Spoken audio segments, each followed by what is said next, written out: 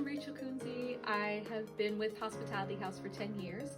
I've been staff for the last 5, but before that I was an overnight volunteer. Hi, my name is Terry Halverson. I'm an overnight volunteer at Hospitality House. I first heard about this volunteer opportunity through St. Francis of Assisi Catholic Church.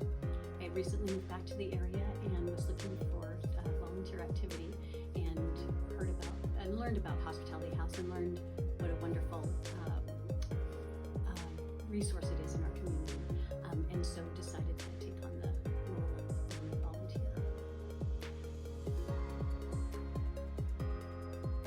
My typical night as an overnight volunteer is pretty low-key.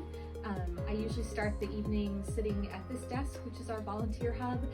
Usually I get up about between 6 and 7 and let the meal providers in, help them carry the dinner in, get it set up, show them where the utensils are, and get the setup for the residents ready.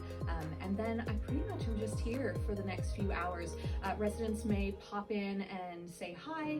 They may ask for some things when they start chores, like wanting to know where toilet paper is to refresh the bathrooms.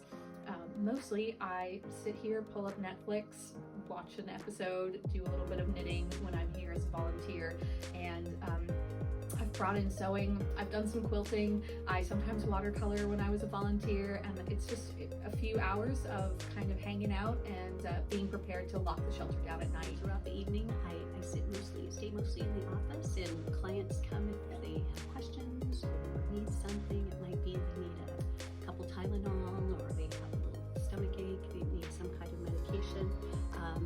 They might need some cleaning supplies. They do chores and bring me their chore sheets, and I mark that the chores are completed.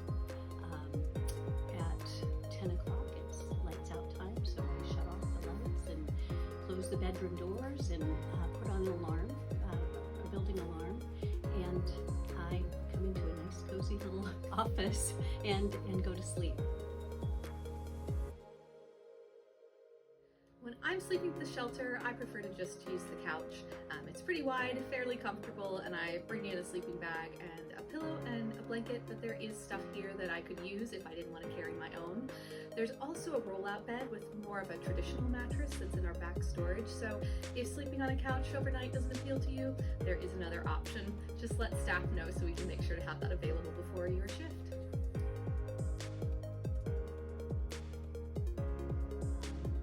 Favorite moments are hearing laughter from the break room. The clients are interacting with each other and telling stories or jokes or being goofy or dancing, and it just really feels like home. And that brings me the most joy, and that makes it all worthwhile being an overnight volunteer.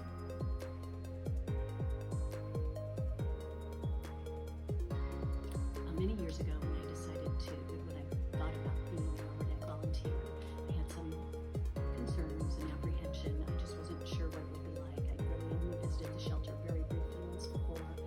So one thing that I did was to come and spend several hours one evening with a very experienced overnight volunteer, and that just took all of the apprehension away. She showed me all the ins and outs, and just gave me real comfort with the process. And there's incredible systems set up, so if you need anything, the resources are here to help. And if you get in a bind, you have someone that you